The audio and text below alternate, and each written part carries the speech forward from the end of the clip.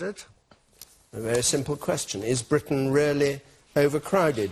And in the light of a report today saying it absolutely wasn't and needed lots more immigration, which came from the Office for Budget Responsibility. Nigel Farage. It's interesting, the chap that produced that report today was the same chap who in 2008 said that the upcoming recession would be minute. So he hasn't got a very good track record.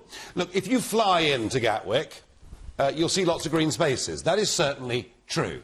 However, if you have a country in which the population goes up as a direct result of immigration, what you find is not a shortage of green fields, if that's where you wanted to build houses.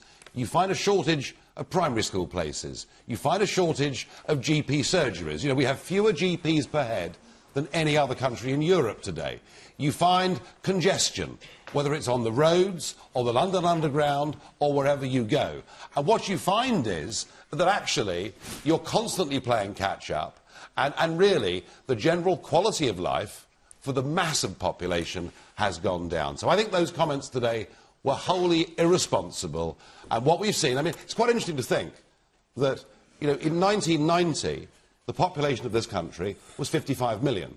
It is now between 62 and 63 million. That is a massive, massive increase. And I think ordinary folk going about their lives are feeling it. And I think, having a proper immigration policy, controlling the numbers, doing what nearly 200 countries in the world do, namely controlling the numbers that come and the type of people that come, is the answer. Right. Russell Brand.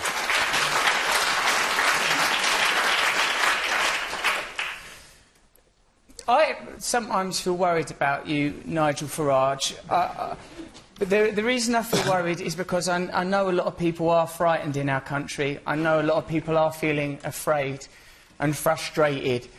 And there is a sense that there is a corrupt group in our country using our resources, taking away our jobs, taking away our housing, not paying taxes, exploiting us. And there is an economic elite that this man's party is funded by, that this man comes from background working in the city. Let me tell you something. There was an economic crash and a lot of money was lost. His mates in the city farted. Nigel Farage is pointing at immigrants and the disabled and holding his nose. Immigrants are not causing the economic problems and suffering we're experiencing.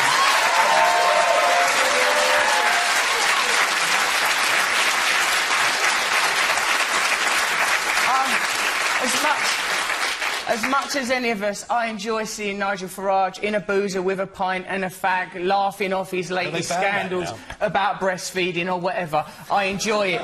But this man is not a cartoon character. He ain't Del Boy. He ain't Arthur Daly. He is a pound shop Enoch Powell, and we got to watch him.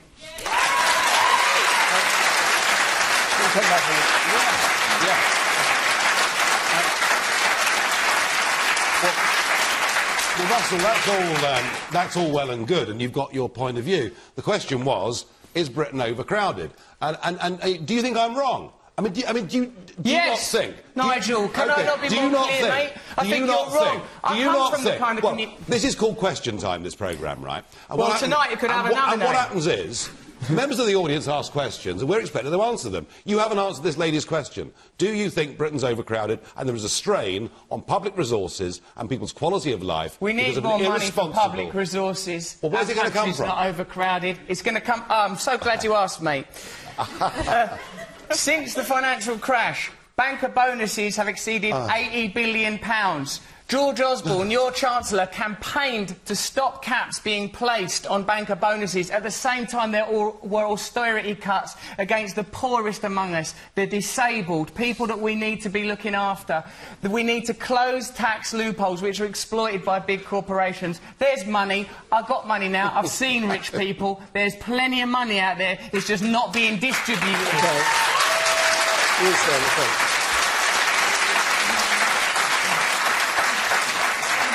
Yes. And I don't like people preaching that I am any part responsible for anything. I've never heard him criticise the disabled. I never have. OK? Never. OK? And you are a campaigner. Yeah? I'm going to go back to the last question. I'm a Please let me finish. comedian, mate. Stand. Stand for Parliament. If you're going to campaign, then stand. OK? OK, you have the media profile for it. Do it. My problem would be, mate, I'd stand for Parliament, but I'd be scared that I'd become one of them. I know what side of the argument... No, I'm sorry. You've fought addiction. You've fought addiction and you've beaten it, OK? You can't preach that. That is rubbish. Mate, You cannot preach that. I'm not preaching. What I'm Well, saying you is- are. You've attacked him, OK? Yeah. OK? And you've attacked him, and you've attacked everybody that stands for his party. I do. I do. We're trying. I'm sorry. I'm not attacking people They are that- people on the street. Rich and racist. Oh, are they? Rubbish.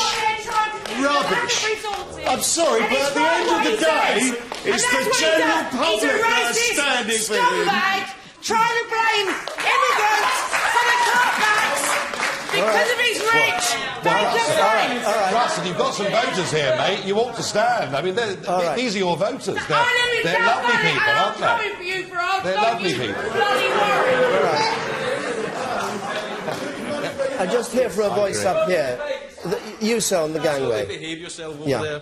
The point I want to make to Russell is that you say you claim to sort of stand up for the working classes, but you've got to understand that it's the working classes that have been hit the hardest by immigration, mass immigration. You know, wage compression, the change in communities over a short period of time has led to, you know, tension within communities. You've got to appreciate that actually, you know, it's all right to say, you know, criticising UKIP and Nigel Farage, but actually it's the people at the bottom of society that have been hit the hardest by immigration. I'm telling you, mate, honestly, I come from the same community as you come from. I've been very lucky and I've had a few breaks and I've got a few quid now. And I'm telling you that immigration has always been happening. What happened in 2008 was very unique. If I thought... My friend, I swear to you, if I thought, listen, try this, for 2 years, turn your focus to corruption in the city, turn your focus to apathetic politicians, turn yourself to the corruption that's going on there, and if in 2 years' time your life ain't got better, campaigning against the people that have wealth and power, not those that have very little, if it's still the same, I'll come with you and campaign. But I'm telling you, I know where the power is, I know where the money is, I know what we've got to do. Right. Camilla Cavendish. Camilla Cavendish.